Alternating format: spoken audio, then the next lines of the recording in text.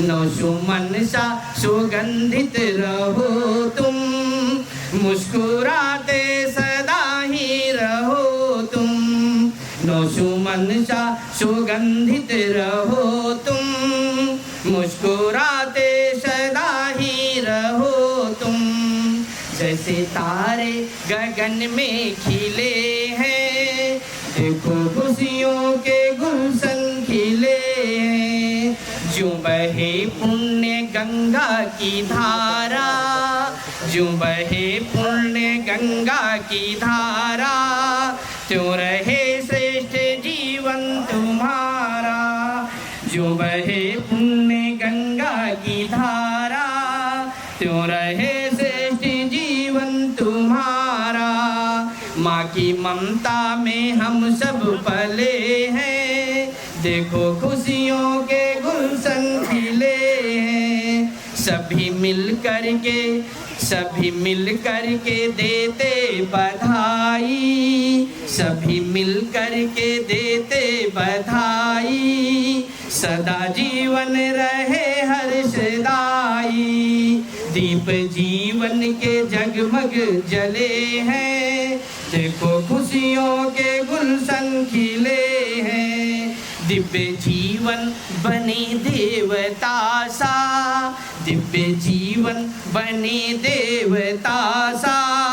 स्वर्ग सा हो समय इस धरा का। जहाँ एक और आप देखते हैं कि जन्मदिन के कार्यक्रम किस किस तरह से मनाए जा रहे हैं, वहीं पर आदरणीय भाई साहब का जन्मदिन आज पूज्य संतों की ऋषिवाणी ज्ञानवाणी के बीच में, हम सबके बीच में मनाया जा रहा है, जिससे स्वर्ग की स्थापना होनी है। पूज्य गुरुदेव कहते हैं कि मनुष्य में देवत्व धरती पर स्वर्ग के अवतरण की अवधारणा जब कभी कहीं से शुरुआत होगी तो जन्मदिन संस्कार मनाने से होगी, क्योंकि जन्मदिन और विवाह दिन व्यक्ति के बहुत महत्वपूर्ण दिन होते हैं। जिस दिन जन्म होता है वह एक हमारे लिए बहुत सुंदर दिन होता है, इसलिए उसे पूरे संस्कारों के साथ आध्यात्मिक इस माहौल में मनाए जाने की जरूरत होती है। तो जब हम जन्मदिन इस तरह मनाते हैं तो निश्चित रूप से वह स्वर्ग की कल्पना जो हम लोग करते हैं वो निश्चित रूप से हमारे बीच में आने को आकुल व्याकुल होने लगती है।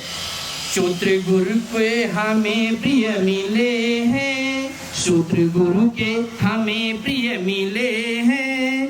देखो खुशियों के गुलशन खिले हैं, जन्मदिन पर सभी हम मिले हैं। देखो खुशियों के गुलशन खिले हैं, देखो खुशियों के गुलशन खिले हैं। पूज्य परमात्मा का आशीर्वाद व अनुदान आप पर और आपके पूरे परिवार पर निरंतर बरसता रहे। आप स्वस्थ रहें, दीर्घायु हो, ऐसी मंगल कामनाएं हम सब की ओर से आपके जन्म दिवस पे सभी को प्रणाम। धन्यवाद। बहुत बहुत धन्यवाद भाई साहब। आप संजय चतुर्वेदी जी हैं, गायत्री परिवार के प्रदेश प्रभारी हैं, उनका हम मंगल वचन सुन रहे थे। अब हमारे बीच में अहमदाबाद कबीर आश्रम अहमदाबाद से पधारे श्रद्धेय संत श्री निर्मल साहिब जी, जो कोई पूज्य गुरुदेव जी के छोटे गुरु भाई हैं, हमारे बीच में आप मंचस्थ हैं। आपसे हम विनम्र निवेदन करते हैं कि सुंदर अवसर पर आप अपने दो शब्द रखने की महान कृपा करें। प्रेम से बोलिए सद्गुरु देव की।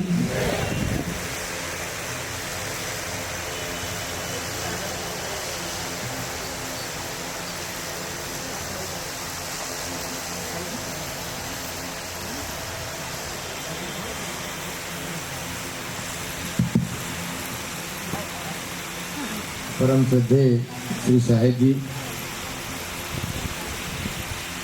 सम्मान्य श्री हरिशंकर जी, श्री लू साहब, उपाध्याय जी, शुक्ला जी और चतुर्वेदी जी, श्री वर्मा साहब के परिवार के सभी सदस्य, मुद मंगल में संत समाज, उपस्थित श्रोतागण, कबीर साहब की एक साखी है, जब तू आया जगत में, जब तू आया जगत में लोग हंसे तुम रोए।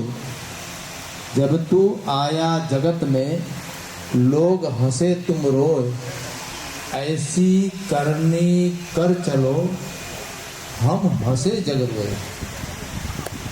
साहब की वाणी अद्भुत है। इस संदर्भ में गुरुजनों का जो आशीर्वाद अभी आपको सबको प्राप्त होगा ही, लेकिन हम गुरुदेव जी की तरफ से, मुदमंगलमय संत समाज की तरफ से आदरणीय। हाँ नहीं मैडम, शादी तो साथ ही साथ होती है ना।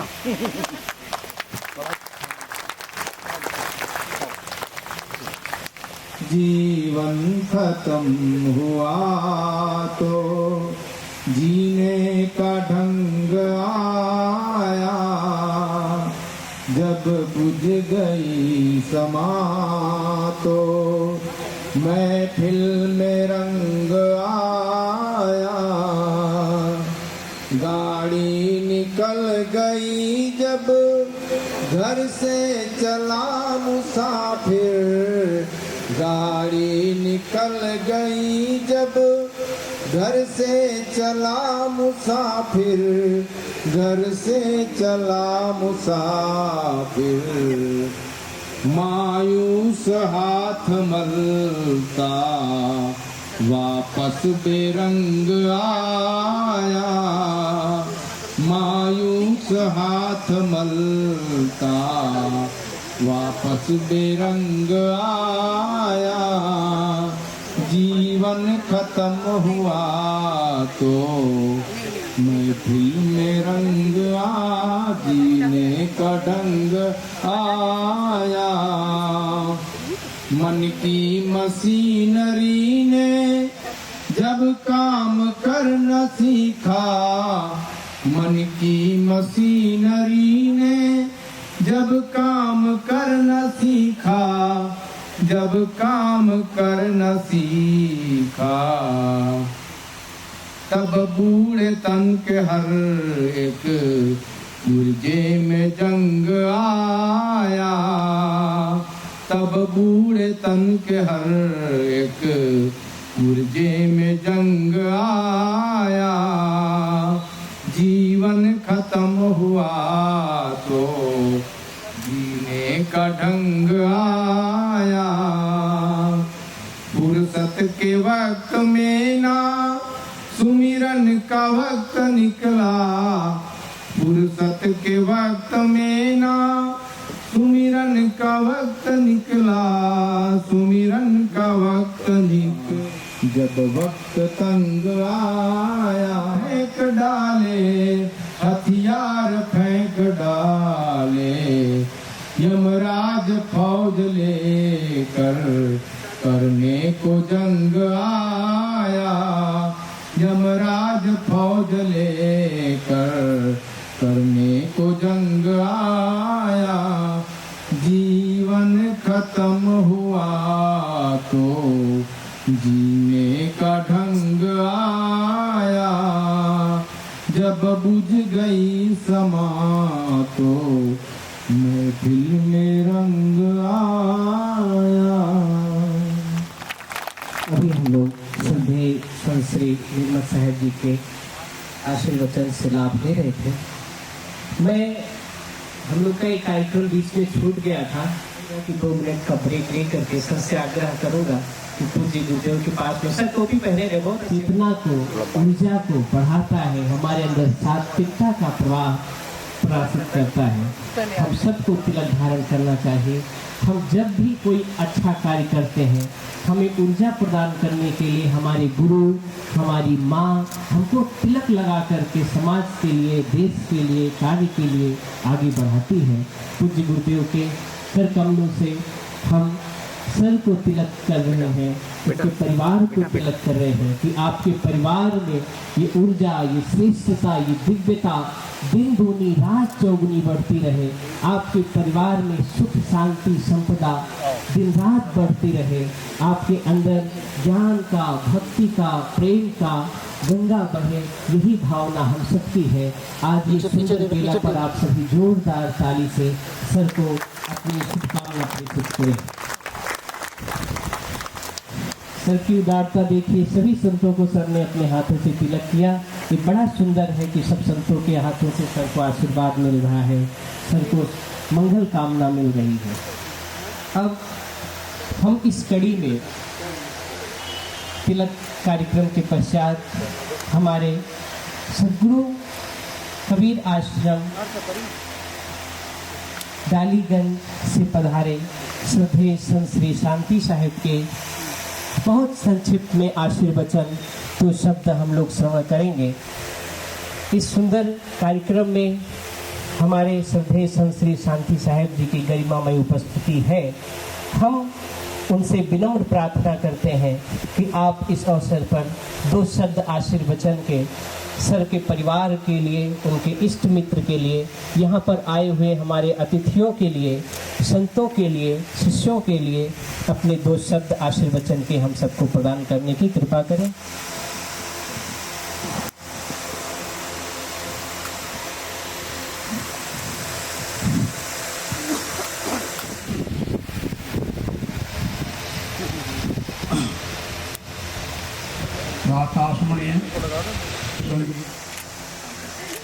भाव प्रेमी जन राज अर्ब अर्ब सदगुरु कबीर ने कहा उदय अस्त, जहाँ से सूर्य उदय होता है अंत अस्त होता है वहाँ तक राज भी किसी को मिल जाए। भक्ति अगर नहीं है और अगर भक्ति है, भक्ति के बराबर कुछ नहीं टूट सकता। आज प्रत्यक्ष हम आप सब देख रहे हैं, ये भक्ति की भावना लेकर के अपने जन्म तिथि पर यहाँ बहुत दूर से हैं, बाराबंकी से हैं और लखनऊ के संत हैं और यहाँ के जो आए हुए बहुत दूर दूर से भक्त या प्रेमीगण हैं। ये एक क्यों आए, आप श्री रमाशंकर वर्मा आत्म जगत के लिए, मानवता के लिए बहुत अच्छा चिंतन रखने वाले श्रद्धेय SS उपाध्याय सर हमारे बीच में हैं। मैं आपसे निवेदन करूंगा कि आप इस कार्यक्रम में दो शब्द अपने आशीर्वचन के, मंगल वचन के प्रकट करने की महान कृपा करें। हमारे श्रद्धेय SS उपाध्याय सर जो कि पूर्व में जज रहे और गवर्नर के लीगल एडवाइजर रहे, हम आपसे निवेदन करते हैं कि आप आएं और इस सुंदर अवसर पर अपने भाव प्रकट करें। Shri SS Upadhyay sir.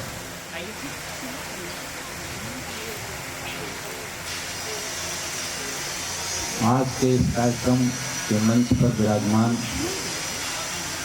वरिष्ठ संत पूज्य निष्ठादास जी महाराज, उनके साथ मंचस्थ अनेकानेक पूज्य संतजन,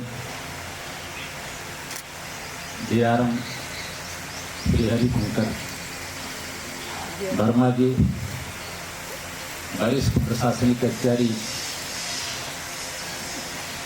श्री वेंकटेश्वर लू साहब,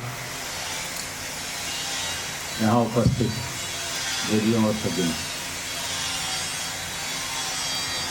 श्री वर्मा जी का आज जन्म दिवस है। सर्वप्रथम मैं उन्हें बहुत बहुत बधाई और शुभकामना देता हूँ।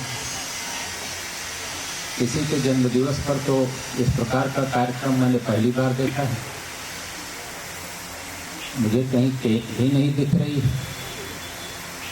बाजार की नर्तकियां जो बुलाई जाती हैं, ऐसे अवसरों पर वो भी नहीं दिख रही। या बहुत अगर धनी संपन्न हैं तो ऑर्केस्ट्रा वाले और उनके वाद्य यंत्र नहीं दिख रहे हैं। मुझे तो यहाँ संतों की पंक्ति दिख रही है। ये तो अद्भुत कार्यक्रम है, संत समागम है। वो चाहे बच्चों का हमने देखा जन्म दिवस कार्यक्रम, चाहे बूढ़ों का, सब तो इसी तरीके के बहुत इतने सारे वह श्रेष्ठ संत जो वास्तव में सुचिता, पवित्रता, सादगी और सद्वृत्ति के वाहक हैं, विस्तारक हैं, जब एक साथ उपस्थित हैं, उन्हें जन्म दिवस की शुभकामना देने के लिए तो यह दिन भी सार्थक होता है। और निश्चित रूप से इतने संतों का जो पुण्य आशीर्वाद उन्हें मिलेगा, वह दीर्घ और स्वस्थ जीवन प्राप्त करेंगे। उनका परिवार सुखी और संपन्न रहेगा ही रहेगा।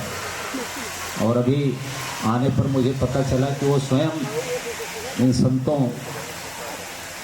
की जो शिक्षाएं हैं, इनके जो संगठन हैं, उससे जुड़े हुए हैं। निश्चित रूप से उनके घर में, उनकी धर्मपत्नी, बच्चों में जीवन की सादगी होगी, जीवन के प्रति जो सरलता, सहजता, पवित्रता होनी चाहिए वह होगी। और फिर जिसके जीवन में, जिसके घर परिवार में इस तरीके का वातावरण हो, जहाँ संतों की दी गई सीख कदम कदम पर, पल पल पर लोग अपनाए हुए हों, उसी अनुरूप जीवन जी रहे हों, तो निश्चित रूप से वो सुखी घर होगा, परिवार होगा। और ऐसा सुखी और सादगी से भरा हुआ परिवार तो उसी जैसे बहुत सारे लोगों के लिए ईर्ष्या का भी विषय हो सकता है। मैं तो कहूँगा यही अपनाने में भलाई है। शायद मैं चर्चा भी करूँगा, और कोई बुलाते ही रहते हैं लोग जन्म दिवस में आसपास, तो एक उल्लेख तो मैं करूँगा। एक ऐसे जन्म दिवस समारोह में सम्मिलित होकर आया हूँ जहाँ मैंने इस तरीके से मनाते हुए देखा, जहाँ संतों की पंक्ति बैठी थी। यहाँ बैठे हुए लोग तो कम से कम इस संदेश का विस्तार करें ही अपने अपने स्थानों पर जाने के बाद। और जो फूहड़ता, जो तमाम विकार जन्म दिवस समारोहों को मनाने में आ गया है, थोड़ा सा इसको फिर से भारतीय संस्कारों, सद्वृत्ति, सद्धर्म की ओर लौटाएं। यह एक प्रेरणा का कुछ पिछले वर्षों से जानता हूँ, और श्रेय पूज्य महाराज निष्ठादास जी को जाता है कि किन्हीं कारणों से उनसे संपर्क हुआ, और उनके 36 लड़के भी एक कार्यक्रम में सम्मिलित हुआ। उनके मंच पर जो उस समय भी संतों को मैंने बैठे देखा, जो आज यहाँ बैठे देख रहा हूँ, और जो लोग उनके संत समागम में आए हुए थे, उनके जीवन की सरलता, सहजता जो हमने देखा, तो एक बात का तो मुझे बोध हुआ कि अगर भारतीयता अपनी समग्रता में कहीं जीवंत है, जीवित है, और जीवन में देखने को मिल रही है, तो इन संतों के अनुयायियों में और स्वयं इनके भी जीवन में। कारण क्या है कि वो ऐसे एक महान संत के अनुयायी हैं, शिष्य हैं, उस शिष्य परंपरा के वाहक, विस्तारक हैं, जिन्होंने भारत की जो आत्मा थी, उसकी चेतना में जो निर्मलता थी, संत कबीर ने उसको समाज के सामने रखा। बहुत मलिन हो गई थी जब भारतीय दृष्टि, भारतीय जीवन पद्धति, धार्मिक, आध्यात्मिक, उस 15वीं शताब्दी में भक्ति मार्ग के जो आंदोलन उस समय चल रहे थे, उसके ज्ञान मार्गी निर्गुण संत के रूप में कबीर का आविर्भाव हुआ। और भारत के उस विस्मृत ज्ञान को, जो वेदों से शुरू हो करके उपनिषदों से शुरू होते हुए अनेकानेक ग्रंथों से आगे आया था और कालांतर में विलुप्त हो गया था, उसी को सरलतम भाषा में सीधे सपाट तरीके से जनमानस के बीच उन्होंने ला करके जो फिर से रखा, तो अजस्र धारा आज तक चल रही है। आज का अवसर किसी बड़े भाषण का नहीं हो सकता, इसलिए मैं सचेत हूँ कि इसके पहले आयोजक मुझे संकेत करें कि मैं बैठूँ अपने स्थान पर। नहीं, उचित भी नहीं होता कि ऐसे अवसरों पर लंबा कुछ कहा जाए, लेकिन अद्भुत है यह कार्यक्रम। कबीर की जो दी हुई वाणी है, जो दी हुई सीख है, वास्तव में समाज उसी से सचेतन होगा, उसी से। अभी रंजन दास महाराज ने परिचय कराया कि मैं लेखक केवल भारत के हैं कि पूरे भूमंडल के हैं, पूरी मानव जात के हैं। उनका योगदान आप रखते रहिए। वर्मा जी को जो गलती हो रही थी, डॉक्टर विक्रम सिंह आएंगे, आप उनको प्रस्तुत कर दीजिएगा। यही कुछ प्रतियाँ थी, बाकी और कोई महान भाव चाहेंगे तो अमेजन पर उपलब्ध। सुत तारा और लक्ष्मी पापियों के निकट हुआ। गोस्वामी तुलसीदास जी महाराज ने कहा, संत समागम, एक अच्छे लोगों का मिलना, भगवान की चर्चा ये बहुत दुर्लभ है गुरु, अति दुर्लभ है, अति दुर्लभ है। सुख दारा, परिवार, बच्चा, लड़का लड़की, धन संपत्ति सबके पास हो सकता है, लेकिन अच्छे गुरु, अच्छे माता पिता, अच्छे लोग, अच्छे पड़ोसी बड़े भाग्य, अभी तो सौभाग्य से मिलते हैं। ऐसी चर्चा हम सर से सुन रहे थे। हमारे बीच में हमारे श्रद्धेय संत श्री उत्साह साहब जी विराजमान हैं, जो कि विशाल तपोभूमि सरैया बंधियाबाद से हम सबको आशीर्वाद देने हेतु पधारे हैं। मैं पूज्य श्री के चरणों में नमन करते हुए आपसे निवेदन करता हूं कि आप इस अवसर पर 2 शब्द अपने आशीर्वचन के प्रस्तुत करने की, प्रदान करने की महान कृपा करें। श्रद्धेय संत श्री उत्साह साहब जी। आदरणीय संत महात्मा गुरु भ्रातागण तथा इस कार्यक्रम के मूल केंद्र बिंदु उदारमना श्री हरिशंकर वर्मा जी और श्री लू साहब जी, उपाध्याय जी, और भी नाम कहाँ तक गिनाएंगे, सभी महानुभाव, सरदा अन्ना महाराज जी और माताएं बहनें तथा प्यारे बच्चों, ये जीवन की वो घड़ी है, कड़ी है, जबकि हम जीवन के अध्याय को एक ऐसे मोड़ पर ले जा रहे हैं, ले जाना चाहिए जो हमारे जीवन को तो प्रकाश देगा ही, लेकिन समस्त मानवता को सजो करके विकास के पथ पर, उन्नत के पथ पर, शांत के पथ पर अग्रसित करें। ऐसे के लिए श्री वर्मा जी ने जो एक कार्यक्रम की रूपरेखा दिया, हम लोगों को बुलाया। आज उनका पवित्र जन्मदिन है। एक जन्मदिन होता है, दूसरा अवसान का दिन होता है, वो मृत्यु का दिन है। ये कोई बात नहीं है, उसको भी याद कर लेते हैं तो कोई अपशगुन नहीं होगा, क्योंकि रात है तो दिन, और दिन है तो रात, जाड़ा है तो गर्मी, और गर्मी है तो बरसात, और बरसात का फिर सिरा जाड़े से जुड़ा हुआ। तो जीवन की जो अविस्मरणीय घड़ियां होती हैं, वो हमको प्रेरणा देती हैं कि हम भी अपने जीवन को सुखद, शांतमय, समृद्धशाली बना सकते हैं। लेकिन कैसे, मैं सदगुरु कबीर साहब के चंद शब्दों में व्यक्त करूंगा। कबीर साहब एक ऐसे महान ज्ञाता, ज्ञानी, ध्यानी, विज्ञानी हो गए, जिनके विषय में चिंतकों को कहना पड़ा, अटपट वाणी कबीर की झटपट लखी न जाए, जो कबीर झटपट लखाए सो खटपट मिट जाए।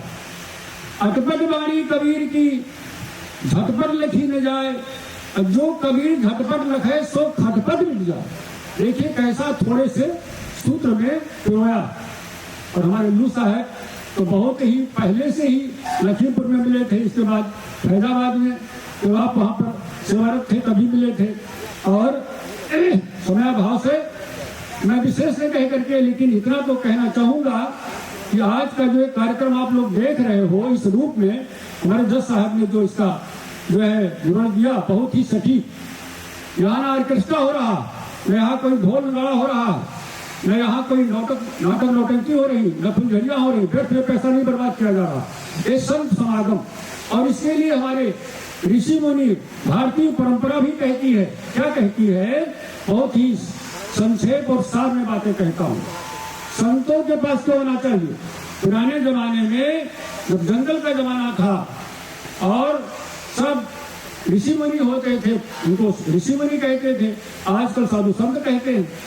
तो ऋषियों ने कहा है कि गंगा पापम ससेतापम दैनंचा कल्पद्रमः पापम तापम तथा दैन्यम हरति साधु समागमा। ये पहले ही ऋषियों ने हजारों साल पहले कह दिया कि गंगा नदी में स्नान कर लो तो पापों से मुक्त हो जाओगे, लेकिन ये गारंटी नहीं है, क्योंकि आगे कुछ कहना चाहते हैं। ये लोक मान्यता है सत्य क्या है वो अलग आप विचार करेंगे।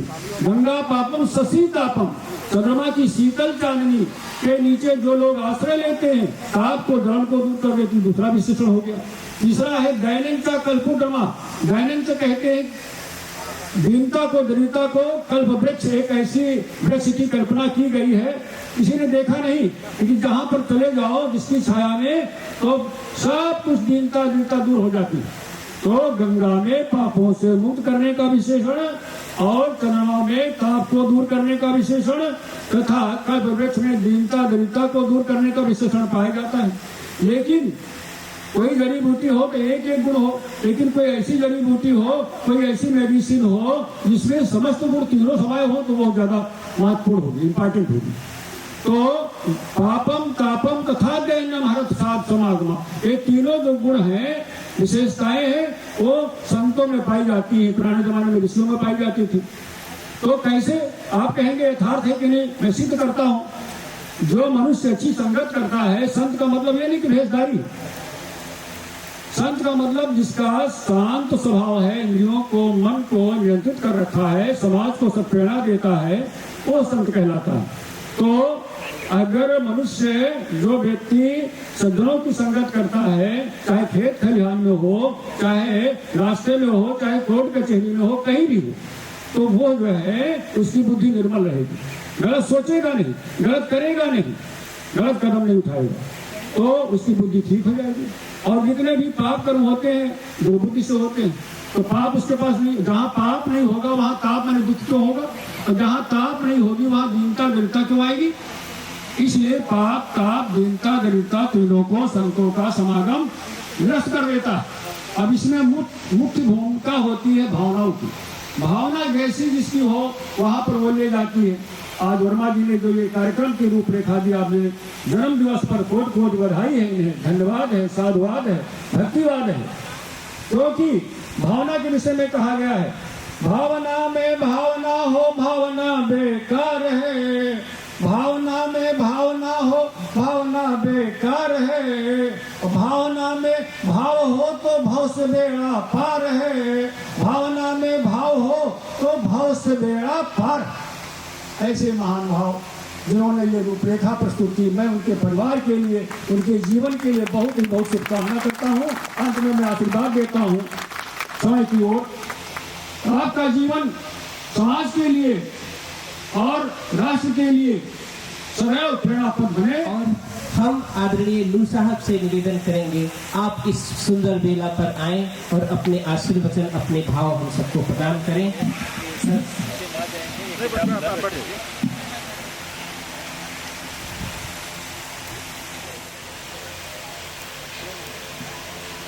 यहाँ पर भक्ति का एक अद्भुत वातावरण, संतों की उपस्थिति और भक्तों की उपस्थिति से एक अनोखा वातावरण बना हुआ है। मैं सोच रहा था कि कोई भी प्रबंधन हो, ये बिना भक्ति के, भले हम लोग नाम कुछ भी दे दें, कुछ भी बोले, सारा वेस्टर्न फिलॉसफी और नारायण पिता ने, बिना भक्ति के सत्य प्रबंधन नहीं होता है। जो अभी जो स्वामी जी बोल रहे थे ना कि जो खटपट है, जितना भी प्रबंधन लोग सीखे, ये सब जगह खटपट ही मचा रहता है, खटपट तक शांत होता है। ये संसार का जो निगर है, खटपट तभी शांत होता है जब संतों की और ऋषि मुनियों की बातों पर चर्चा हो, उस पर लोगों को उसकी ओर उन्मुख करें, उनकी ओर श्रद्धा जगाएं। असली चीज श्रद्धा। अभी हरिशंकर जी जिनके जन्म दिवस पर हम लोग बैठे हैं, उनकी बहुत कभी फाइनल बाबा से बात हो रही थी, उन्होंने कहा कि उनकी बहुत गहरी श्रद्धा, असली चीज श्रद्धा है। यदि श्रद्धा गहरी हो, समाधान कर देता है। यदि श्रद्धा नहीं है, भले ही उनको पूर्वजन्म शुक्र से, परिस्थितियों के संयोग से कोई भी अच्छी स्थिति मिली भी हो, व्यक्ति हो, संस्था हो, समाज हो, ऋषि मुनियों के ज्ञान के प्रति, संतों के प्रति जहाँ पर श्रद्धा नहीं है, वो भले अच्छी स्थिति में हो, लेकिन अच्छी स्थिति बरकरार नहीं रह सकती है। वो श्रद्धा ही ऐसी चीज है जो वर्तमान प्रवेश गलत हो उसको ठीक कर देगा, यदि ठीक हो तो और ठीक है। संगति कीजे साधु की कटई कोटि अपराध, ओसी संगति क्रूर की आठों पहर उपारी। क्योंकि यदि संगति संतों का संगति नहीं करेगा, दुष्टों की संगति करेगा। ये माया का प्रभाव है, दिल से करना पड़ता है। संगति बाहर से तमाशा करने के लिए नहीं है, तो तमाशा करने से बात बनती नहीं है। देह हलाई भक्ति नहीं हुई, देह हलाई भक्ति नहीं हुई, हरिहरि शांत झूठ निज धाई। दींगी दींगा बलो न माना, जो कोई मई बुराया जाना। मुख कछु हृदय कछुआना, सपने का राम नहीं जाना। एक और बात बता दें, हमारी भारतीय ऋषि संस्कृति में कबीर महाराज श्रेष्ठ संत सम्राट है। वैसे सारी संतों में कोई तुलना नहीं है, सभी लोग अपने आप में महापुरुष है। अब जिनकी विशेष रूप से जिनके नाम पे कार्यक्रम होता है, उस महापुरुष की हम लोग गुणगान करते हैं, लेकिन इसका मतलब ये नहीं है कि अन्य संत किसी और संत से कम है। हर एक महापुरुष की अपनी अपनी विशेषता होती है, अपनी अपनी विशेषता है। कोई साधारण ढंग से, कोई तार्किक ढंग से, कोई अलग ढंग से। असली बात है जिनके दिल में पवित्रता है, उसी दिल में परमात्मा रहता है। और कबीर साहब की एक विशेषता यह है, बिना लाग लपेट ये जो बताना चाहते हैं, और इनकी अनोखी काबिलियत है। लेकिन काबिलियत में अलग अलग व्यक्ति का अलग अलग काबिलियत है। कबीर साहब बोलते हैं कि कागज छुओ नहीं, कलम कहो नहीं आत, तीनों युग की बात कबीर मुख ही जनाई बात। अपने बिना बहुत ज्यादा लाग लपेट के ऐसी अद्भुत बातें सुनाया है, जहां से भी आदमी शुरू करें व्यक्ति की खटपट खत्म कर, खटपट खत्म कर दे। भक्ति का भी देखिए, जो जो श्रेष्ठ शब्द हो, श्रेष्ठ व्यवहार हो, श्रेष्ठ आचरण हो, इनके नाम पे तमाम लोग इसके आड़ में बहुत खुराफात करने लगते हैं। इस सभी सारा विश्व में खुराफात बहुत व्याप्त है, क्योंकि संसार में माया बड़ा प्रबल है, माया बड़ा प्रबल है। ये माया रघुनाथ रघुबरी गौरी केरल चली हेरा हो, चिकुर चिकुरिया चुन चुन मारे कौन रात को यारा। कविता बोलते हैं कि छोटे लोगों को क्या कहा जाए, बड़े बड़े लोगों को ये माया, ये बड़े बड़े लोगों को ये माया लपेट लेती है। इसलिए कबीर साहब ने हर एक का जहां भी डकोसला संभव है, जहां भी डकोसला संभव है, उसको यथार्थ करके उसको ठीक चलने के लिए उसको मार्ग प्रशस्त कर देते हैं। इसकी बड़ी महिमा है, क्योंकि इस काल कलिकाल में बहुत बार साधारण शब्दों में बताने पर व्यक्ति सुधरता नहीं है।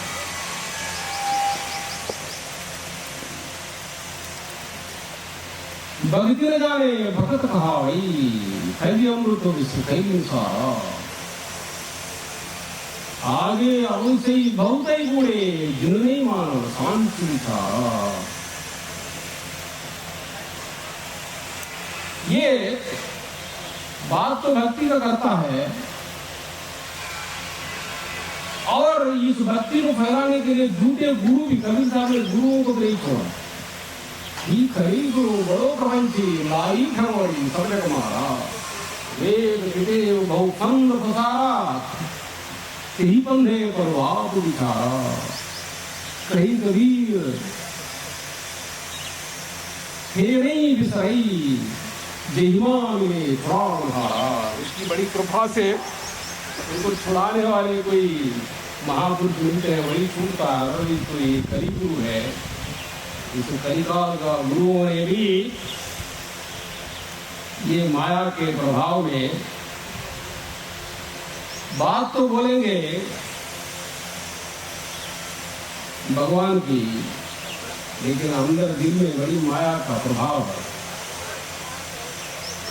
और गुरुओं को भी कैसे पहचानना है, वास्तव में कौन गुरु है, उसको भी सही भक्ति कहां से आएगा, बड़ी व्यापक परिभाषा दिया कबीर साहब। संतो भक्ति सतो गुरुवाणी नारी पुरुष गई जाया गुरु पंडित ज्ञानी। कबीर साहब ने बहुत बार लोग सोचता है साधारण लोगों से बात किया, कबीर साहब ने साधारण लोगों से वो लगता है बात किया, लेकिन बात तो हमेशा बड़े बड़े मेधावियों से, बड़े बड़े पंडितों से, विद्वानों से बात किया है। गुरु पंडित ज्ञानी पाहर भोय गंगा एक निकली चौड़ी से पानी पानी ही पानी गई पर्वत बूढ़े। ये और लास्ट में जाके कबीर साहब ने ये भी कहा है, कहीं कबीर जो अवधि पूजे सोई गुरु अंशेला। बहुत सारे लोग सोचते हैं गुरु बन गया है, आचरण हो या ना हो, अंदर पवित्रता ना हो, तभी अपनी आरंभ चलाते रहते। एक नहीं, हमारे सारे सब जगह भरा पड़ा है। इसलिए सभी लोगों के लिए जो भी वास्तव में सात्विकता, भक्ति और उत्कर्ष के जो पुजारी है, इस बीज को केवल बाहर से नहीं, अंदर जाके पूरी श्रद्धा के साथ इसको समझना होता है। और जगह जगह पे चैलेंज करके कबीर साहब ने समझाया है कि जो इसको समझेगा, इसको चलेगा, वो गुरु है, हम चेला बनने के लिए तैयार है। कबीर साहब दासन का दास है, जो अहंकार आडंबर को काटने का, महाराज जी ने बोला है कि झटपट दो समझे खटपट सब मिट जाए। इसलिए इस पर श्रद्धा रखते हुए उनको उसी से बड़ा होगा। तो यहाँ पर क्या रखा है, आप सभी लोग आए हैं तो जाएंगे। राजा रंग फकीर एक सिंहासन छली करे, एक बंधे दूधी। यार सभी लोगों को तो मरना ही है, ये स्त्री हो पुरुष हो, इससे कोई फर्क नहीं पड़ेगा। कबीर साहब पूछते हैं कि को पुरुषा कौन आई, पंडित एक उदय आई, वो पुरुषा कौन आई। यहाँ पे ये पुरुष नारी जाति पाति इन सारे खुराफातों को बहुत गहराई से, इस संसार से, समाज से, सारा विश्व के भी अलग अलग कबीर महाराज के यहाँ पर भारत में बनारस के आसपास क्षेत्र में रहे और सारा इंडिया में भी भ्रमण किए हैं, तो इंडिया की बातों को लेके कहे होंगे। सभी जगह पे जहाँ जहाँ पे भी भक्ति के नाम पे, ईश्वर के नाम पे जो भी गलत चीजें उस समय विद्यमान है, अब और ज्यादा विद्यमान है, इन सब को कैसे तंत्र मंत्र नाम से लोगों को कैसे बदलाया जाता है, कैसे लोगों को ठगा जाता है और स्वयं भी मारे भी जाते हैं। ये नहीं है कि यहाँ पर संसार में एक विशेषता ये है, सभी महापुरुषों ने जाना, ये भारत ऋषियों का देश है, जो भी गलत करता है या गलत कराता है, गलत को विश्वास करता है, गलत का प्रचार करता है, वो बेमूल मारेगा। क्योंकि इस प्रकृति लावारिस नहीं है, यहाँ पर ईश्वरी व्यवस्था है। यहाँ पर मत अवतरम नान्यत किंचिदस्ति धनंजय मयि सर्वं क्रोधम सूत्रे मणिगणाय वा। यहाँ पे ईश्वरीय सत्ता एक खन खन में, जर्रे जर्रे में लोग बोलते हैं, जर्रे जर्रे में, खन खन में यहाँ पे भगवान का वास है। यहाँ पर कोई धोखा खुरापात करे और मजे काटे, इसकी व्यवस्था नहीं है। श्रद्धा तो असली चीज है। इसलिए भगवान ने बोला कि श्रद्धावान लभतेजाम तत्पर समितेन्द्रिया ज्ञानं लब्ध्वा परां शान्तिं शरीर अधिगच्छति। श्रद्धा असली चीज है। इनमें श्रद्धा है लेकिन समझ नहीं, उसकी क्या गति होगी। अर्जुन को एक सवाल मन में आया था, ये पूछा है कि अयति श्रद्धयोपेतो योगाचरितमानसः अप्राप्य योग संसिद्धिं कां गतिं कृष्ण गच्छति। सवाल पूछा कि यदि श्रद्धा है लेकिन अयति है, समझ नहीं है, अनपढ़ है, लोभी है और विकारों का शिकार है, उसकी क्या गति होगी। भगवान ने बोला कि आज भले ही उसकी स्थिति ठीक नहीं है लेकिन श्रद्धा उसको पार देगी। श्रद्धा आज के लिए भी बहुत दुख है, ये दुख से भी निखार है, लेकिन श्रद्धा ही होना चाहिए, गहरी होना चाहिए, इसके अलावा कोई रास्ता नहीं है। ये असली चीज है। तो हमारी उनका जन्म दिवस मनाने के लिए हम लोग इकट्ठा है। हरिशंकर जी की उनकी कृपा और उनकी भावना, उनकी जो श्रद्धा भावना के बारे में भी हमारे महापुरुषों ने कहा है, ये संतों की मंडली है। ये इस श्रद्धा के बल पर ही हम सब लोग यहाँ पर संत समागम बोल रहे थे। सुधारा लक्ष्मी हाथी के ही घर हो, तो अच्छी घर में जो हाथी घर में होगा। सुधारा लक्ष्मी संत समागम, ये असली चीज है। असली चीज जो है राम राम यही निजुसारा अवरोध संसार, बाकी संसार में तो झूठ है। झूठ झूठा कैडा हो, मिथ्या यह संसार, खाते मई खात हो जाते हो, और कोई रास्ता नहीं है। कबीर साहब सब बोल बोल के लास्ट में रहे नहीं जाके बोलते हैं, आप छेते नहीं कहूँ तो रुसवा हो। कहीं कबीर जो बात ना जागे रास्ते अस्त्य होगी। यहाँ पर असत्य सत्य नहीं होता है, सत्य असत्य नहीं होता है। जानो या ना जानो, व्यक्ति अपना भलाई चाहता है, झूठ को पकड़ के अपनी भलाई नहीं हो सकता है, सत्य को पकड़ना ही है। सत्य कहाँ मिलेगा? शास्त्र और संत, यही दो है, ये दोनों पूरक है। ये संत और शास्त्र, शास्त्र के बल पर संत को समझाया जा सकता है और संत के बल पर शास्त्र को भी समझाया जा सकता है। ये दोनों, ये दो पहिया है। ये दोनों को, ये भारत ऋषि मुनियों का देश। एक और बात है, ये भी अज्ञानता है, एक संत और दूसरे संत के बीच में तुलना करके एक नीचा और एक ऊपर दिखाओ। समझे की गति एक है, दिन समझाओ तब ढाओ।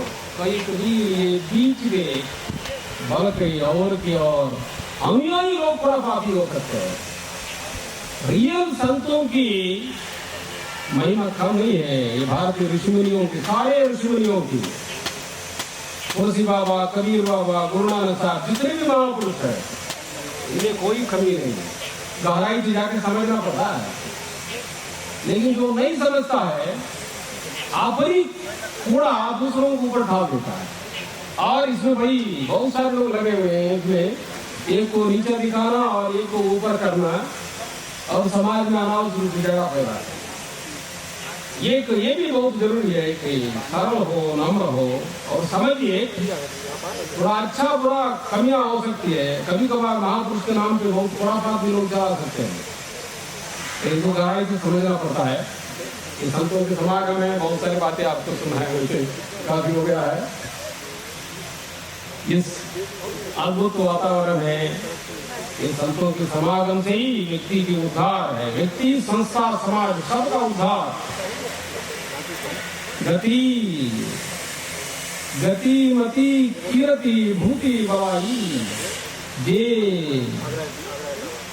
जेई कारण जहां देई पाई तो सब जानो सत्संग प्रभाव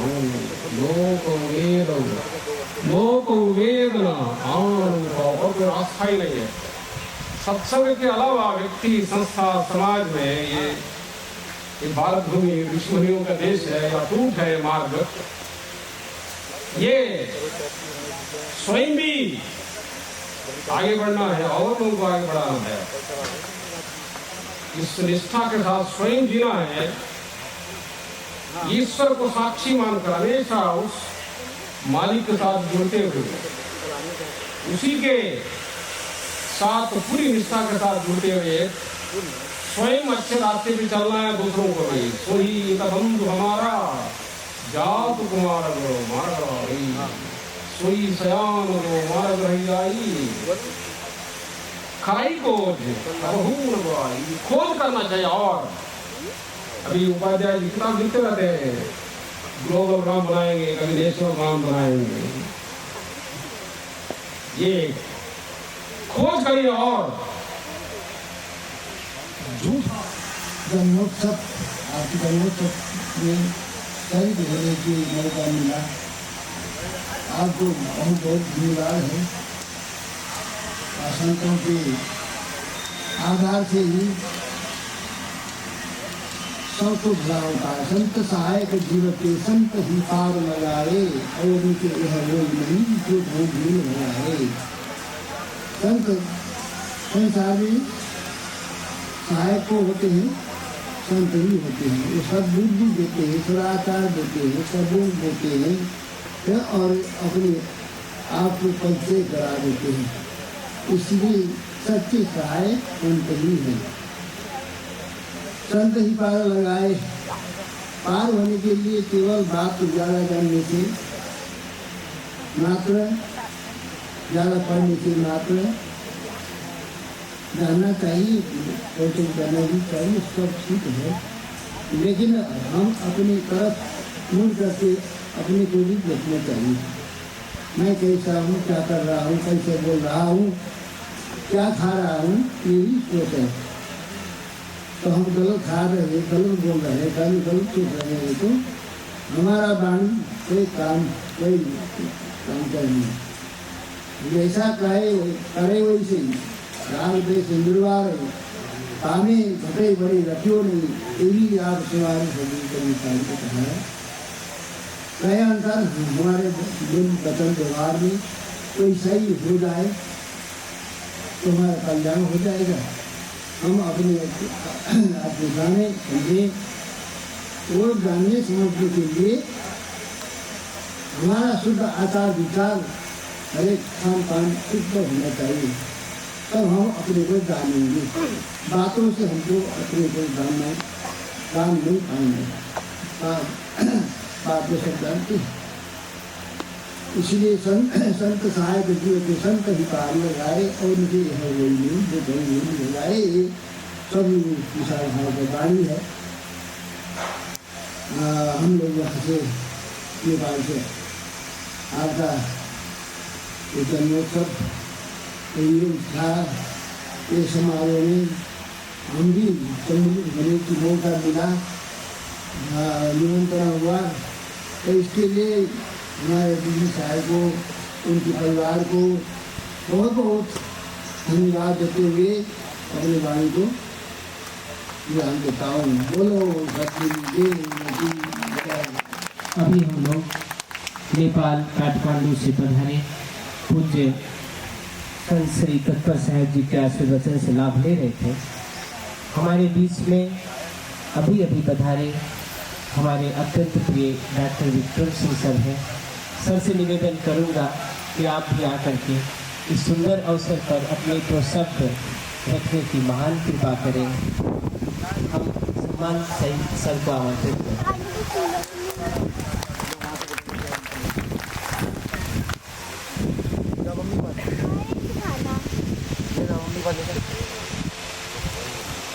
हरिशंकर वर्मा सरकार, इनके नाम से और जो कार्यक्रम हो रहा है उससे मेरे में एक विचार आया कि सर का नाम हरि है, शंकर है, और यहाँ पे जो संतों का समागम है वो कबीर पंथ का है।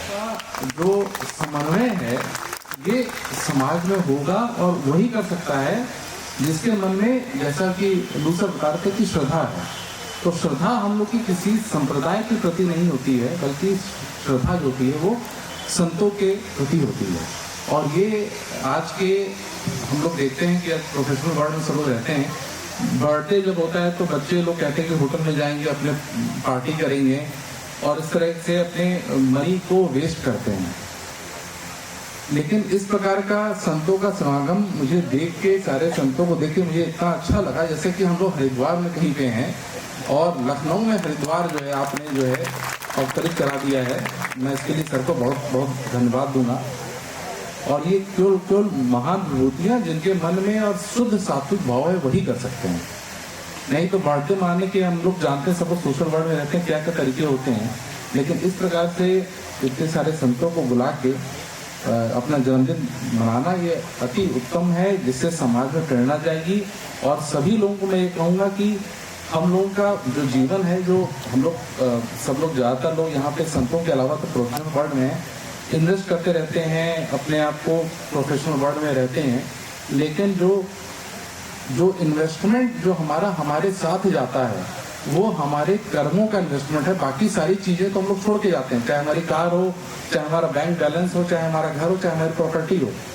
और ये जो कर्मों का इन्वेस्टमेंट है वो केवल संतों के सानिध्य से आता है। तो हम लोग को पूरी ऊर्जा लगा के संतों के संपर्क में रहना चाहिए और उन्हीं के अनुसार अपना आचरण रखना चाहिए। इसके साथ मैं अपनी वाणी को विराम देता हूँ। धन्यवाद। पूज्यपाद गुरुदेव जी के श्री चरणों में सादर दंडवत प्रणाम करते हुए पूज्य श्री के सानिध्य में ये कार्यक्रम हो रहा है। पूज्य गुरुदेव जी से विनम्र आग्रह प्रार्थना निवेदन है कि इस सद्गुरु देव की, हरिशंकर वर्मा की विशिष्ट कार्यक्रम का यह आयोजन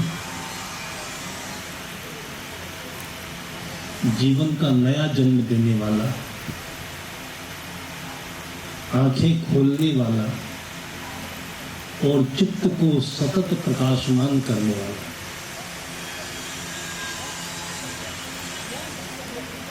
और सबके जीवन में एक सुंदर अवसर देने वाला है। समाज में अपने पूर्व जन्म के कर्मों के आवेग से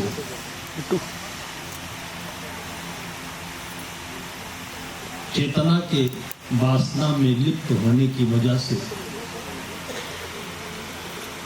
बहुत सारे लोगों के जीवन में समस्या ही समस्याएं।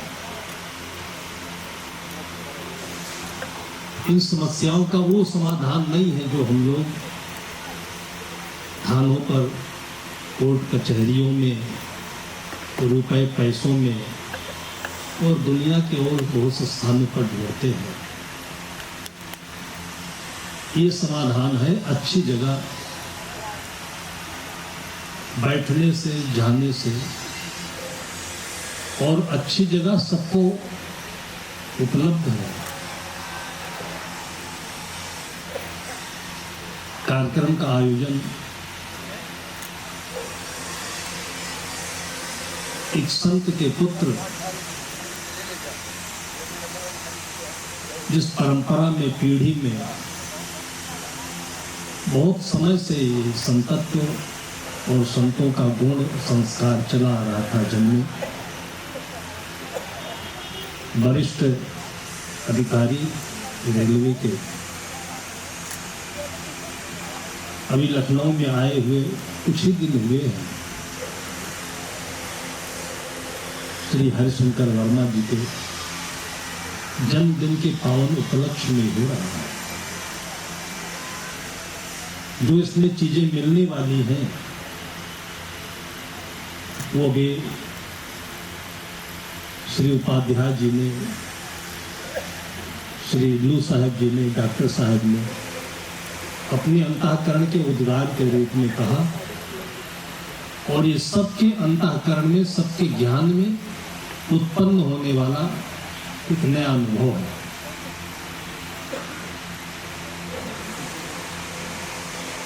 जन्मदिन का कार्यक्रम अचानक श्री वर्मा जी ने फोन करके कहा कि 100-200 संत आए, भक्त लोग आए, क्योंकि अभी थोड़े ही दिन हुए, 5-6 महीने साहब जी यहाँ पर आए हुए हैं।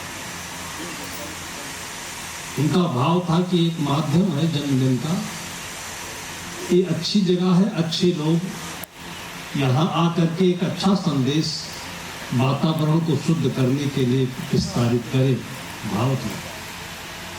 मेरे मन में हुआ कि इतने लोग कहाँ मिलेंगे, मैं किसी को जानता नहीं, लेकिन एक अच्छा भाव जब अंदर में पैदा होता है तो भाव में इतनी शक्ति होती है जो सबके लिए सुलभ है। केवल अच्छा भाव आने के लिए मन में देरी है, और भाव आने के बाद जो कुछ चाहिए उसके लिए न धन, न कोई प्रकृति, न कोई समाज का अर्थभाव, ये समस्या नहीं होती है, ये अपने आप होने लगता है। अनायास ही चर्चा की गई हुई आज सुबह और कल शाम तक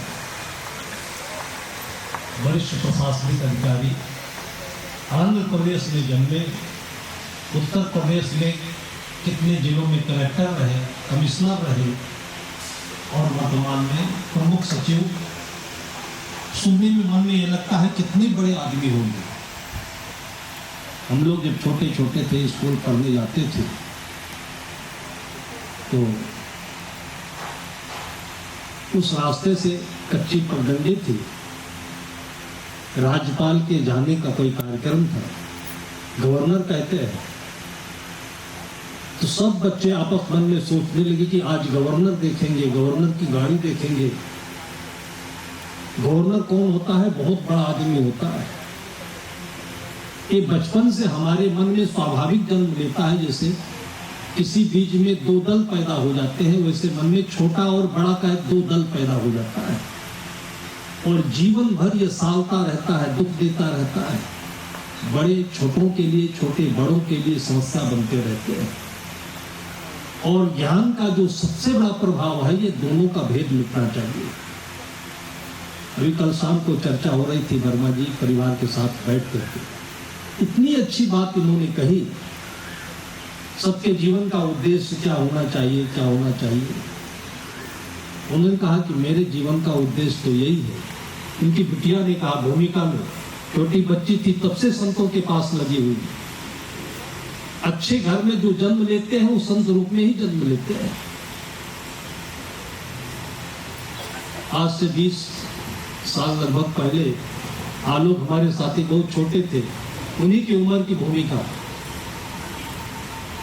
और संतों के पास बैठ करके केवल खेल करके वो संत हुई, और पूछने लगी जीवन का उद्देश्य क्या होना चाहिए। और मैंने देखा कि मम्मी है, बेटी है, पापा है, और जैसे गुरु शिष्य चर्चा करते हैं, गुरु भाई चर्चा करते हैं, संत चर्चा करते हैं, वो एक पिता पुत्री में, भाई बहन में, परिवार के अंदर में चर्चा होती है, और ये चर्चा सबके घर में होनी चाहिए।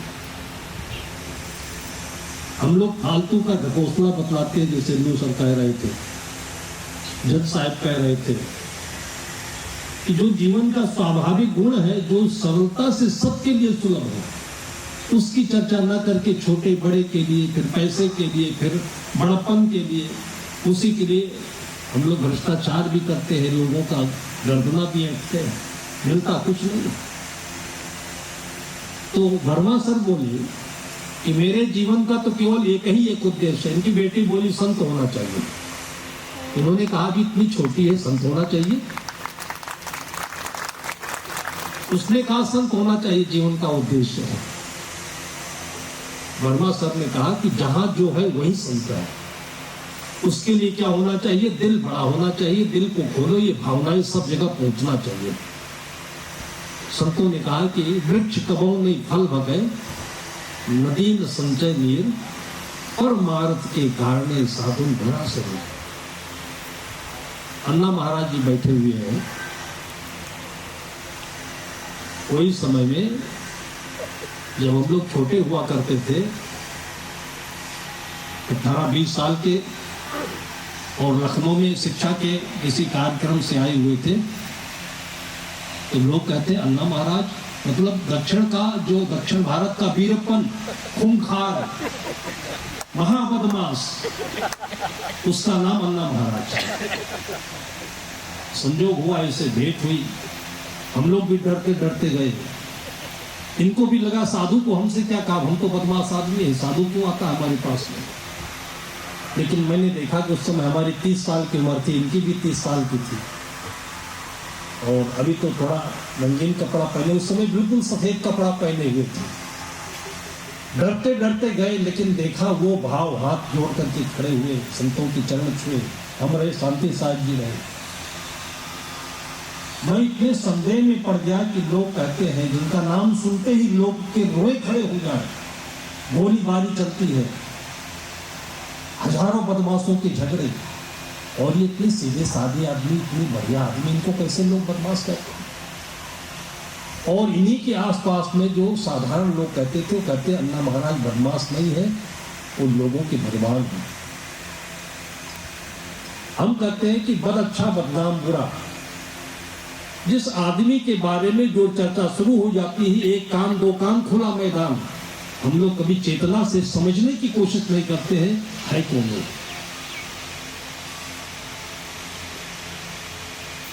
हम लोग जो चेतना पाए हुए हैं, आंखें पाए हुए हैं, संत कबीर कहते हैं, महात्मा बुद्ध कहते हैं, अपदीपो भव, अपने दृष्टा बनो। आपको प्रकृति ने, परमात्मा ने इसलिए दो चीजें दी है, बाहर देखने के लिए आंखें और अंदर देखने के लिए चेतना।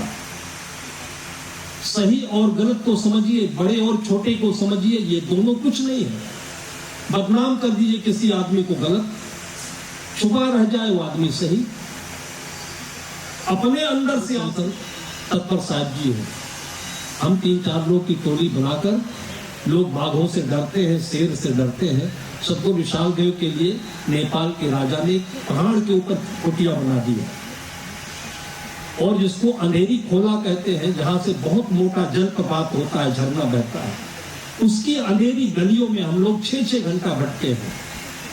कि लोग कहते हैं जंगली जानवर है, लोगों को मारते हैं, खाते हैं, और कहीं हम लोगों को ये जानवर मारने नहीं जा रहे, लोग डरते हैं। हम लोग सुबह सुबह बाहर पहाड़ों पर शौच के लिए जाते थे, और बाघ मिला भी तो किसी के ऊपर अटैक नहीं किया। वो ऐसे ही बदनाम है।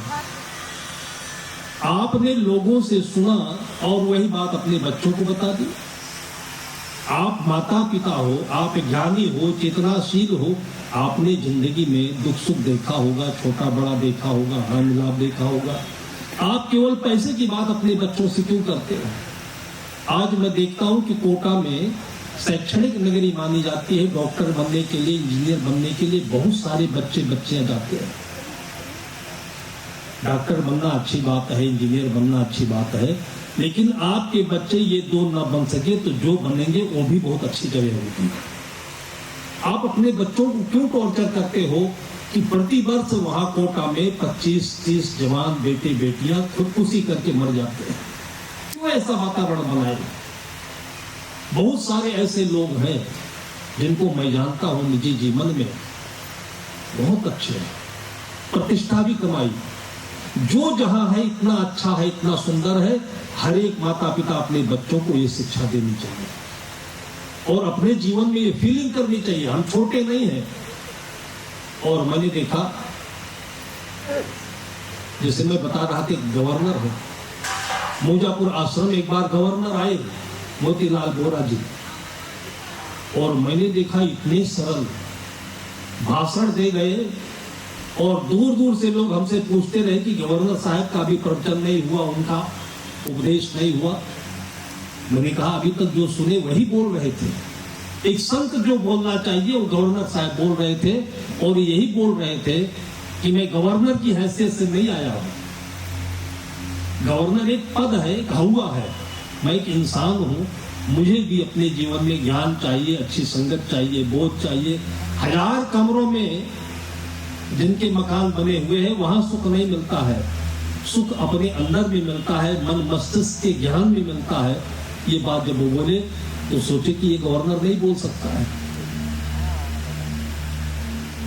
आज यहाँ पर ऐसे ऐसे मूर्धन्य आए और ये श्री हरिशंकर वर्मा की श्रद्धा की वजह से, जैसे अभी श्रद्धावान लभ्यते ज्ञानम श्री लू साहब जी ने आप लोगों के सामने रखा, और ये भावना से फूल खिलते हैं। लेकिन हम लोग जहां भी बैठते हैं फालतू की, आडंबर की, छोटे बड़े की और बनावटी चर्चा करते हैं, अपने जीवन की चर्चा नहीं करते हैं, बताते नहीं किसी से। मैं अपने जीवन का अनुभव बताऊं, मैं छत्तीसगढ़ के कार्यक्रम में था, तो मंच पर जाने से पहले हम लोग पानी पीते रहते हैं। पानी पीना एक स्वाभाविक चीज, सबको पीना चाहिए, और लेकिन लोग भूल जाते हैं, जो बनावटी चीजें खूब पीते हैं। एक दिन भर में कितनी बार हम लोग कोल्ड ड्रिंक पी जाते होंगे, पानी नहीं पीते हैं, चाय पी जाते हैं, कॉफी पी जाते हैं, और शरीर की 50 बीमारियों का जो इलाज है पानी में है। लेकिन ये फ्री में है, सहज है, सुलभ है, इसलिए इसको हम बोले रहते हैं। बाकी जितनी चीजें कठिन है, बीमारियों का घर है, उसको दिन भर खाते पीते रहते हैं। भगवान भी ऐसे सहज है, उसको बोले रहते हैं। बाकी जो चीजों से हमको तकलीफ है उन्हीं से चिपके रहते हैं, उन्हीं की याद करते हैं। पानी पीते हैं, बाथरूम जाना पड़ता है, मंच पर 1-2 घंटे बैठना पड़ता है, उससे पहले बाथरूम गए। चेतना है हमारे भीतर में, तो चित्त से देखकर काम करना चाहिए, समझना चाहिए, तो कभी आपको धोखा नहीं होगा, कभी आप असफल नहीं होंगे। और ये चीज गरीब अमीरी नहीं देखती है, चेतना सबके भीतर में बराबर है। मैं बाथरूम चला गया, ध्यान नहीं दिया। बाथरूम भी आजकल अच्छे अच्छे घरों में बहुत खतरनाक बाथरूम बने होते हैं, पैसा घरों में बहुत लगता है, पता नहीं बाथरूम में एक कंजूसी क्यों होती है। वो प्लास्टिक का आधुनिक दरवाजा लगा था, उसका हैंडल पता नहीं कब निकल गया होगा। हम अंदर गए, फट से बंद कर दिया, और बाथरूम अपने कपाट में चिपक गया, और शंका होकर के जब उठे तो खोलने की कहीं गुंजाइश नहीं रह गई उसमें। इतना कस के वो दरवाजा चिपक गया कि हैंडल निकल चुका था, मैंने ध्यान नहीं दिया। अब हमारे जो बुलाने वाले हैं वो बाहर हमसे 5 मीटर दूर खड़े हैं, मंच पर 100 मीटर दूर बार बार आवाज लगा रहे हैं कि स्वामी जी आ रहे हैं, स्वामी जी आ रहे हैं। किसी को नहीं पता कि स्वामी जी बाथरूम में पड़े हुए हैं। इस दुनिया में सब सबके साथ है, लेकिन कोई किसी के साथ नहीं है। ये माँ बाप अपने बच्चों को नहीं बताते। मैं पहली बार जब गुरुदेव जी के दर्शन बंधिया बाग में गया, बंधिया बाग के भगवान बैठे हैं हमारे पास में, सदगुरु प्रेम साहब को ऐसे ही अर्धनग्न हालत में जमीन पर बैठे देख करके संत लोग पेड़ों के नीचे बैठे हैं। मैं दुनिया के सपने देखता था जो लोग दिखाते हैं अपने बच्चों को, कलेक्टर बनो, ये बनो, वो बनो, वो बनो, बहुत झंझट लगता था, ना बन पाए तो। फिर मैंने 18 साल की उम्र में देखा ऐसा जीवन, मुझे लगा कि जैसे आज मैं पिंजड़े से निकल करके आकाश में आया हूं, जिनके पास कोई दुरूहता नहीं, कोई जटिलता नहीं, कोई समस्या भी नहीं, इतने खुश खुश।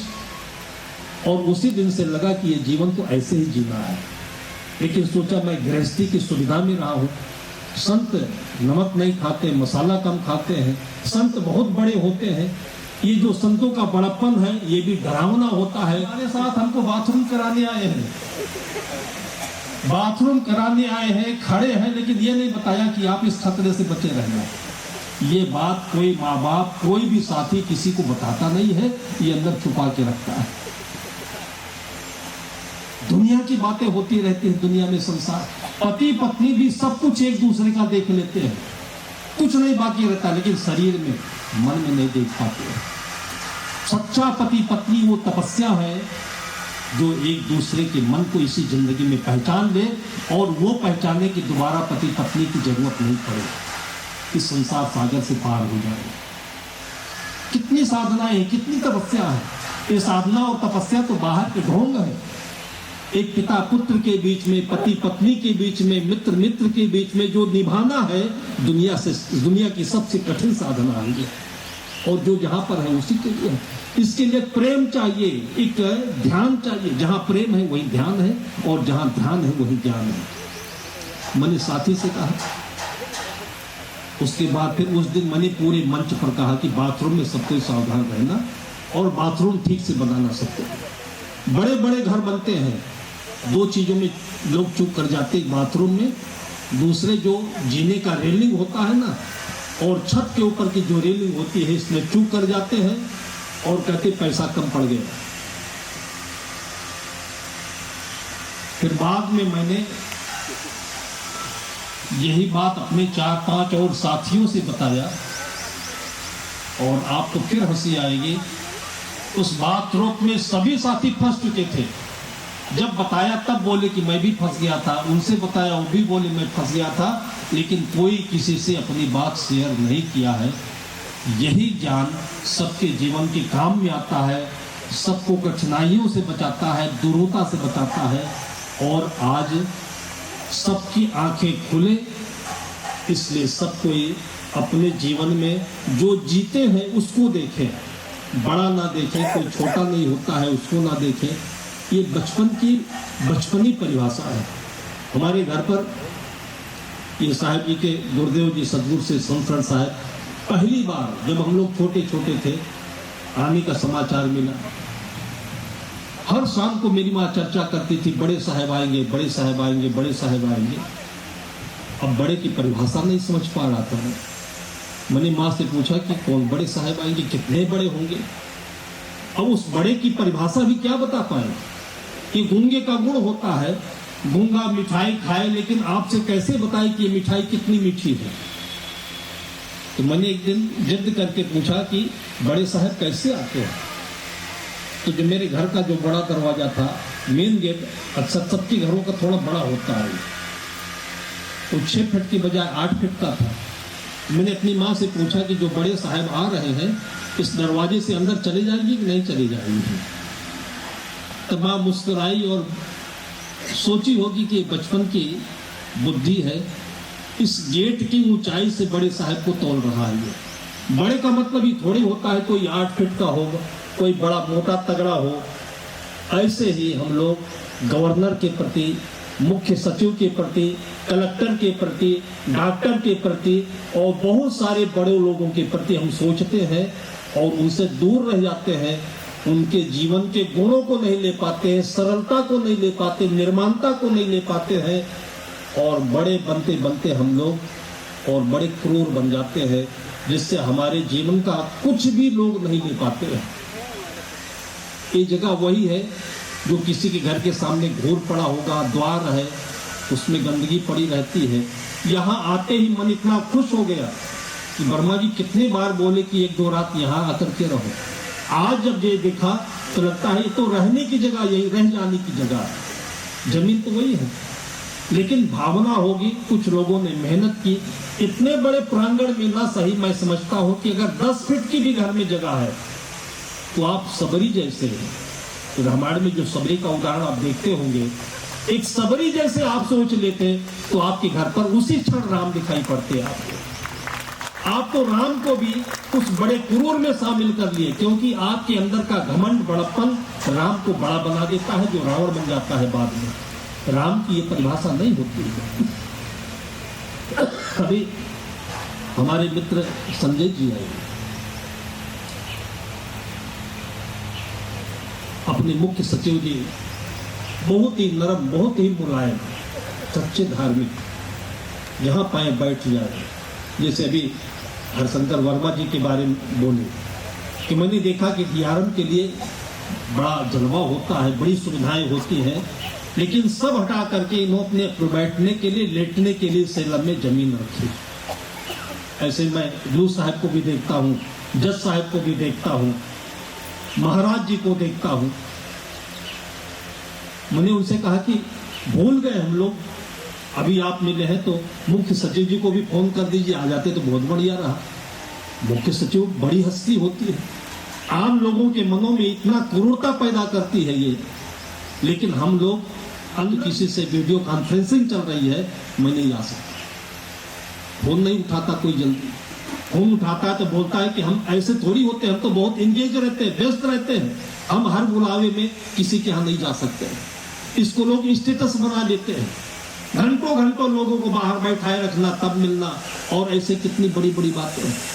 लेकिन मैंने जब इस चीज को देखा, कलेक्टर के पास जाकर देखा, कमिश्नर के पास, लू साहब फैजाबाद में कमिश्नर थे, बाहर कमिश्नर है, गार्ड खड़े हुए हैं, कौन अंदर जा सकता है, हम भी डर रहे थे, पहले से कोई परिचय नहीं था, लेकिन मैंने बताया, सुनता था कि कमिश्नर साहब संतों को बहुत मानते हैं, रहने वाले सभी लोग वैसे ही हो जाते हैं, जोड़ते वो परमात्मा का स्वरूप बन जाता है।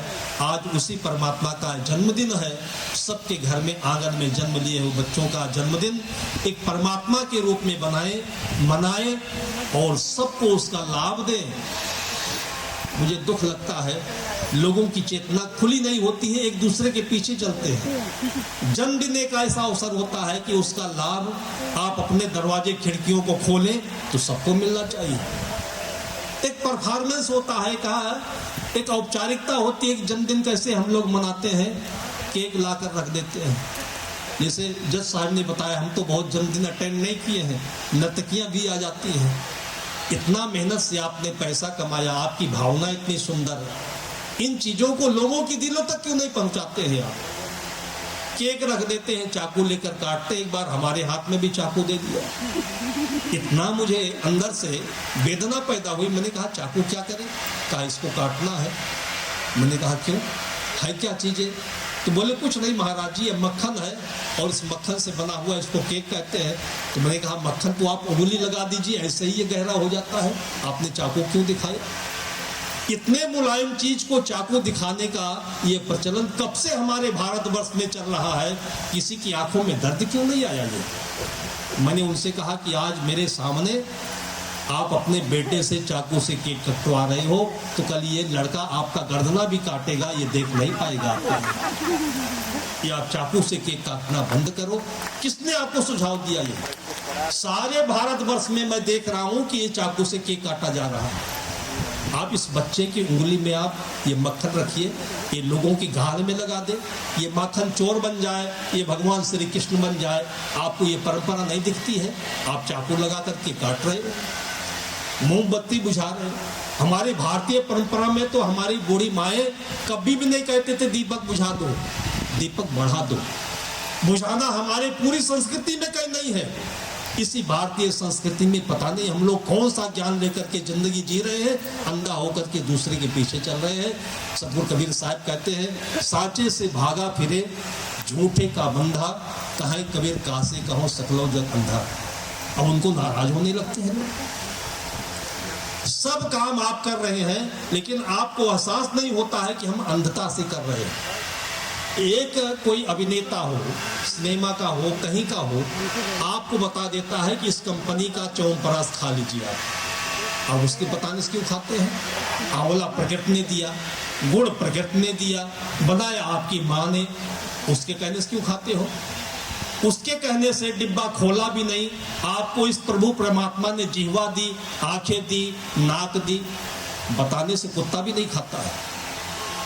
हम कुत्ते जैसे भी आज नहीं रह गए। मैंने देखा है घर पर, मुझे जलपान में ड्राई फ्रूट दे दिया, वो काजू था, घी में तला हुआ था, गरम गरम, सामने उनके घर का पाला हुआ कुत्ता था, तो देख रहा था हमारी। तो मैंने कहा भाई इसको भी इच्छा होगी तो मैं दे दूं। एकदम गरम गरम था वो, 2 दाना उसके सामने रखा और एकदम झपट करके तो आया, लेकिन उसने ड्राई फ्रूट में नाक नहीं लगाई, क्योंकि नाक से तो दूर से पता चल जाता है। दूर से उसने पता लगा लिया, फिर काजू को खाया नहीं वो।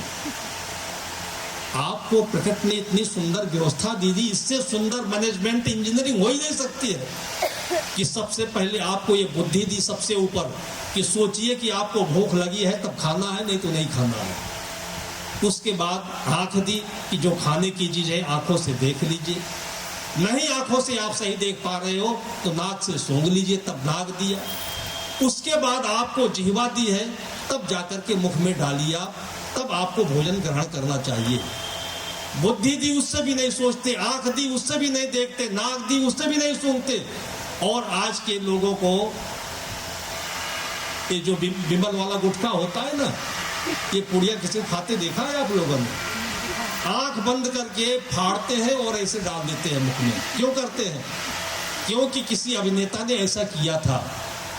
आपको आपकी माँ ने जन्म दिया है, आपको प्रकृति ने आंखें दी हैं, आप उसकी नकल क्यों करते हो? आज आप किसी के कहे से च्यवनप्राश का डब्बा आप खोल कर देखते भी नहीं, वैसे खा लेते हो। च्यवनप्राश के डब्बे में अगर कोई मैला भर करके कल दे दे तो उसको भी वैसे खा जाओगी आप।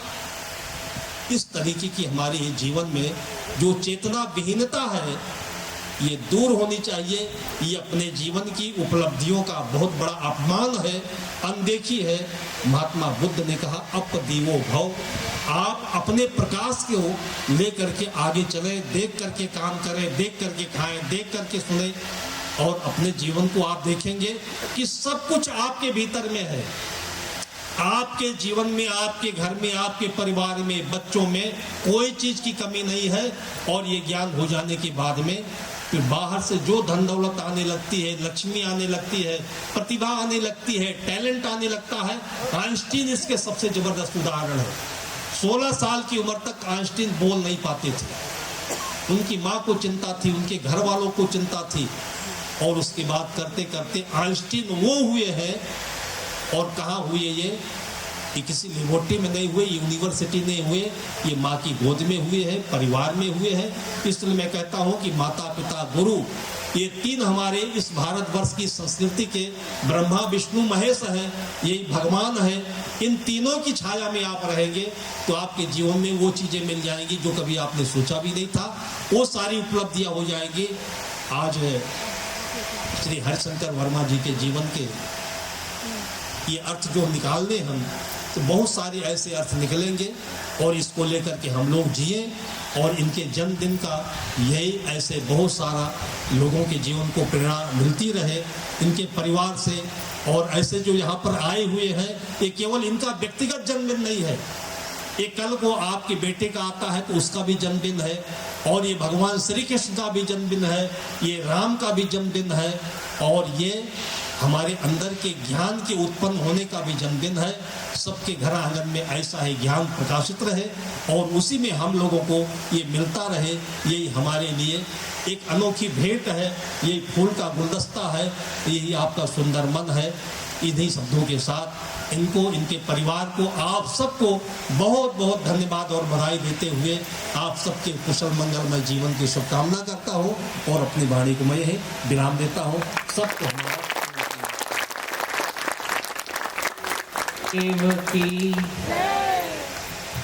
इधर से आवाजें नहीं आ रही।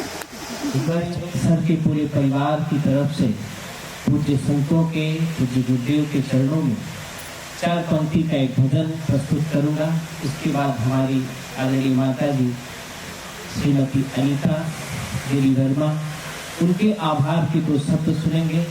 फिर संतों की सेवा में उनके भाव समर्पित होंगे, और उसके बाद आप सबको भोजन के साथ ग्रहण कराया जाएगा। ठिकाना मुझे, मैं भटकता हूँ राहें, मैं भटकता हूँ राहें, दिखाना मुझे, दिखाना गुरुवर चरणों में दे दो ठिकाना मुझे, गुरुवर चरणों में दे दो ठिकाना मुझे। मैं तो पूजा जप तप से अनजान हूँ, मतलबी लोगों से मैं परेशान हूँ, कितना भरमाया है ये जमाना, चरणों में दे दो ठिकाना मुझे, गुरुवर चरणों में दे दो ठिकाना मुझे। है ये काल बच के कैसे रहूं, अपनी आवाज दिल की मैं किस से कहूँ, अपनी आवाज दिल की मैं किस से कहूँ। इस मुसीबत से तू ही बचाना मुझे, बचाना मुझे, गुरुवर चरणों में दे दो ठिकाना मुझे, गुरुवर चरणों में दे दो ठिकाना मुझे। कौन कहता है शीशों से तू दूर है, कौन कहता है शीशों से तू दूर है, तेरा हर फैसला मुझको मंजूर है, तेरा हर फैसला मुझको मंजूर है। तुझको भूलूं ये दिन ना, तुझको भूलूं ये दिन ना दिखाना मुझे, दिखाना मुझे, गुरुवर चरणों में दे दो ठिकाना मुझे, गुरुवर चरणों में दे दो ठिकाना मुझे। आदरणीय संत परिवार की तरफ से मैं माता जी को सादर आमंत्रित करता हूँ कि आकर के आए हुए पूज्य संतों की प्रति की जय।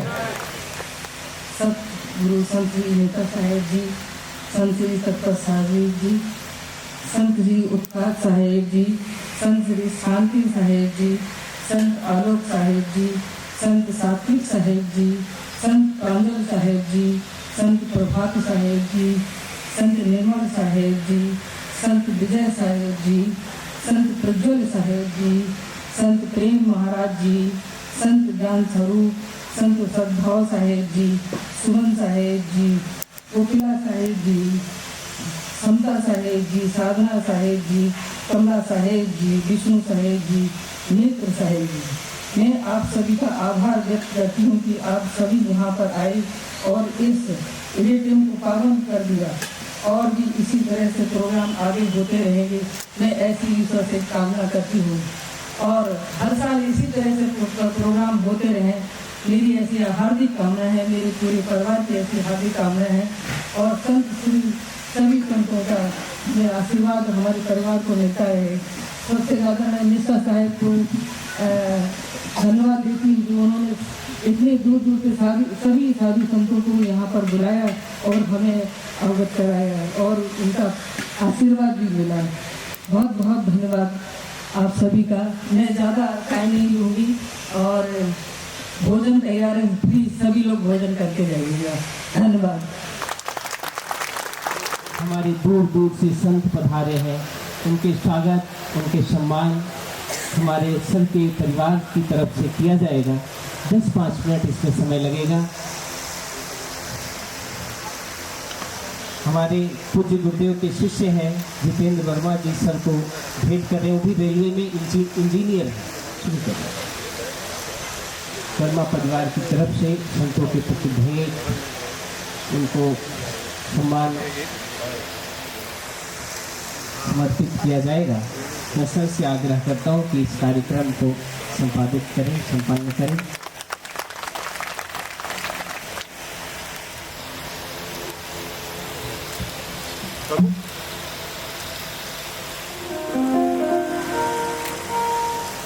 इधर आओ, देखते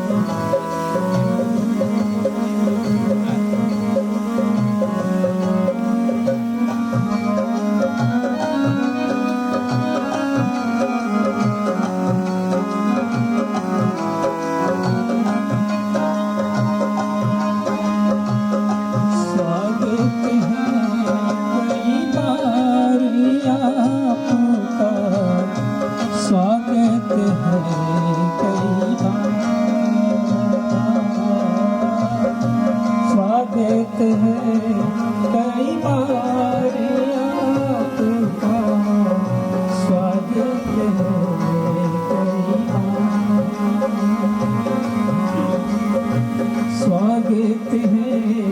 कई बार,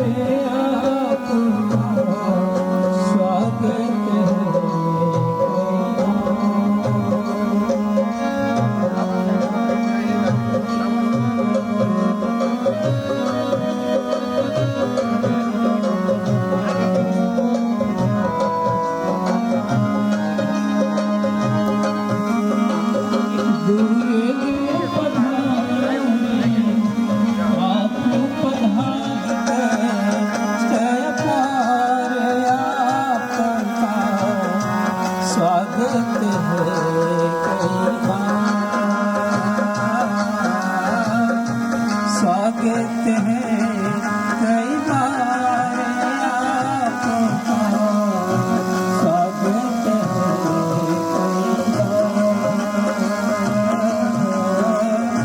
स्वागत है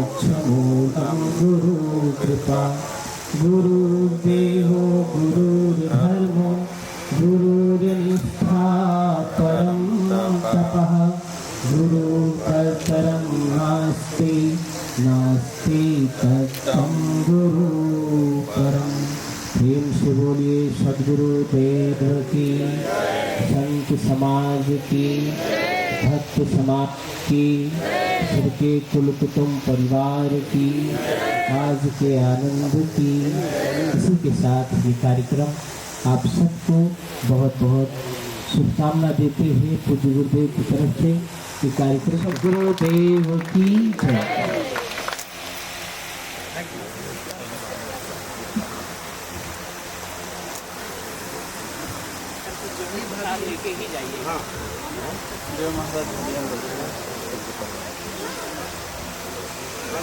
बिट्टू पीछे आके जो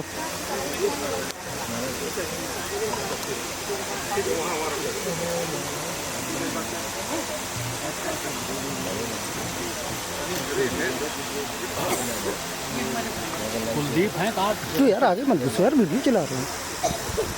जीवन साहब